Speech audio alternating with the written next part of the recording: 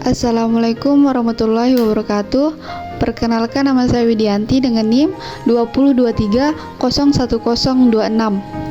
Baiklah, di sini saya akan menjelaskan tentang materi yaitu bab 1, pendidikan anti korupsi. Apa sih korupsi itu? Korupsi adalah perbuatan yang bertentangan dengan kaidah-kaidah umum yang berlaku di masyarakat.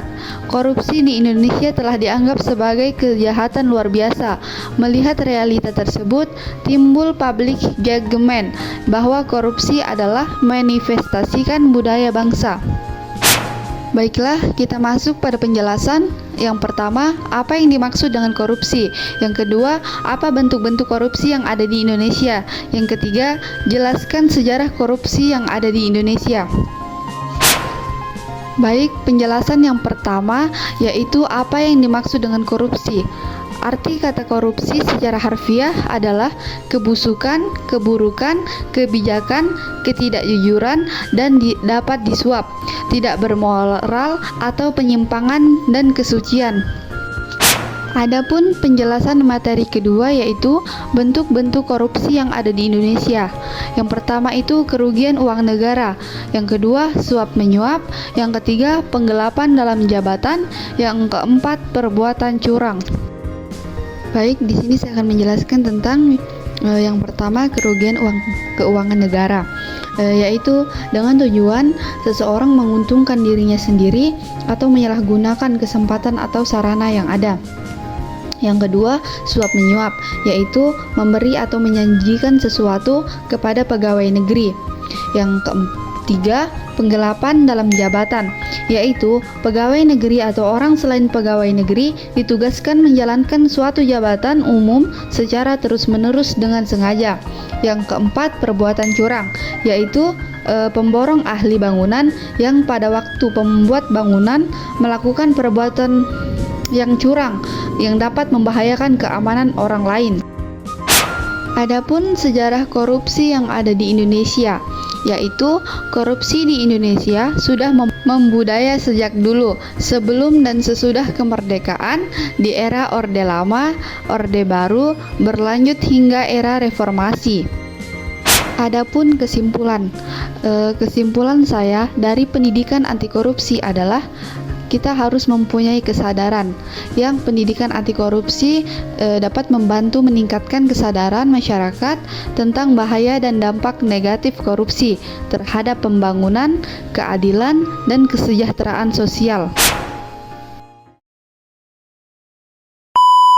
Baiklah, saya akan melanjutkan atau menjelaskan tentang materi bab 2, yaitu faktor penyebab korupsi.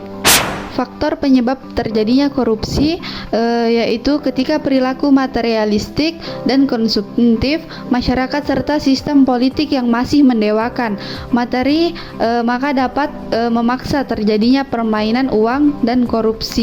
Baiklah, di sini ada poin-poin tentang yang pertama, faktor penyebab terjadinya korupsi. Yang kedua, penyebab korupsi dalam perspektif teori. Yang ketiga, faktor internal dan eksternal penyebab korupsi.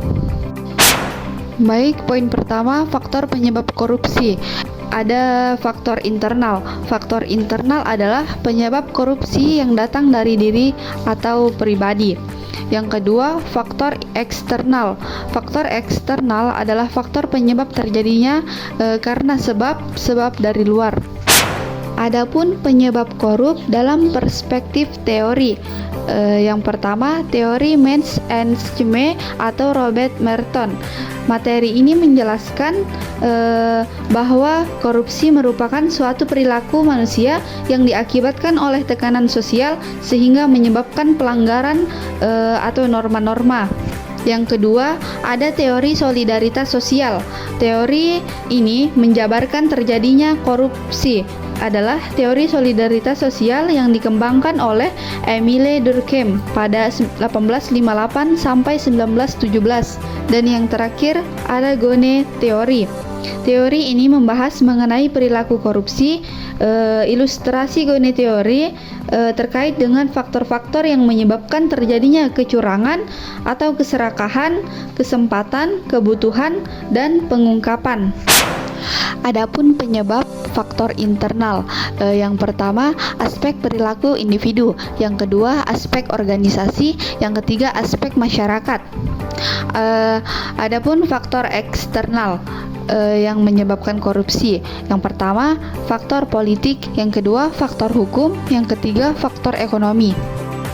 Kesimpulan saya dari faktor penyebab korupsi adalah kurangnya transparansi.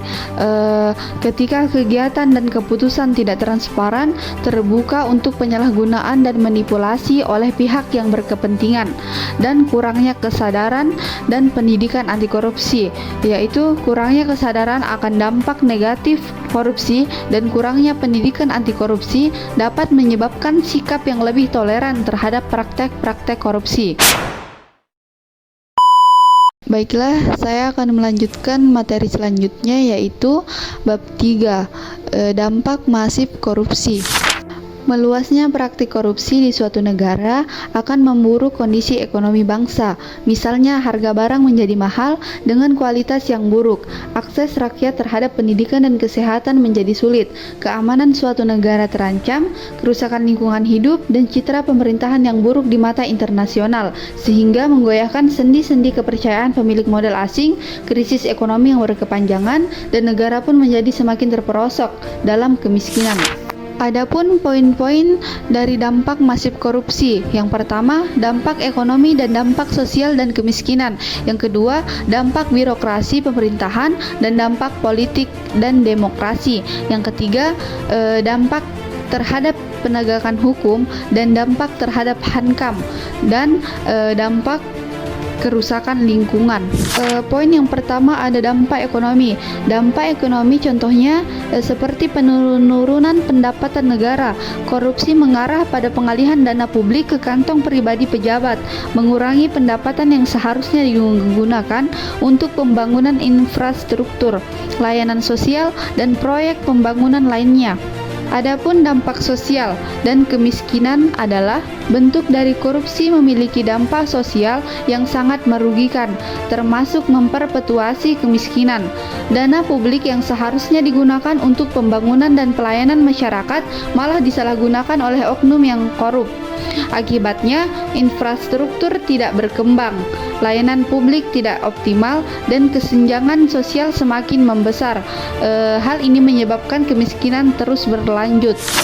Adapun poin kedua, yaitu dampak birokrasi pemerintahan, adalah korupsi dalam birokrasi pemerintahan dapat menghambat efisiensi dan efektivitas pelayanan publik. Proses birokrasi yang seharusnya transparan dan adil dapat terhambat oleh praktik korupsi seperti suap dan nepotisme. Hal ini mengakibatkan penggunaan sumber daya yang tidak efisien. Adapun dampak politik dan demokrasi adalah mengurangi partisipasi politik. Korupsi dapat membuat masyarakat kehilangan kepercayaan pada sistem politik, sehingga mengurangi partisipasi mereka dalam proses demokratis seperti pemilihan umum atau diskusi publik, yaitu dampak terhadap penegakan hukum. Dampak ini adalah ketidakadilan. Korupsi dapat menyebabkan ketidakadilan dalam suatu sistem hukum, di mana pelaku korupsi dapat menghindari hukuman atau diberikan hukuman yang lebih ringan karena memanfaatkan kedudukan atau uangnya. Adapun dampak hankam, ini adalah pembocoran informasi rahasia. Korupsi dapat menyebabkan lemahnya keamanan informasi dalam sektor pertahanan, memungkinkan akses ilegal ke informasi rahasia dan strategis oleh pihak asing atau kelompok kriminal. Adapun dampak kerusakan lingkungan, dampak kerusakan lingkungan ini adalah pencemaran udara, air, dan tanah. Aktivitas manusia seperti industri, transportasi, dan pertanian menyebabkan pencemaran udara, air, dan tanah dengan limbah kimia dan polutan lainnya. Hal ini dapat merusak kualitas lingkungan hidup dan kesehatan bagi manusia. Adapun kesimpulan dari dampak masif korupsi adalah bahwa korupsi memiliki konsekuensi yang merugikan dalam berbagai aspek kehidupan. Dampak mencakup kerusakan ekonomi, terganggunya stabilitas politik, pemborosan sumber daya, hilangnya kepercayaan masyarakat terhadap lembaga pemerintah, kerusakan lingkungan, dan ketidaksetaraan sosial. Untuk membangun masyarakat yang adil, sejahtera, dan berkelanjutan, perlu dilakukan upaya serius untuk memberantas korupsi dari berbagai tingkatan. Baiklah, sekian dari materi saya. Jika ada yang kurang, mohon dimaafkan. Wassalamualaikum warahmatullahi wabarakatuh.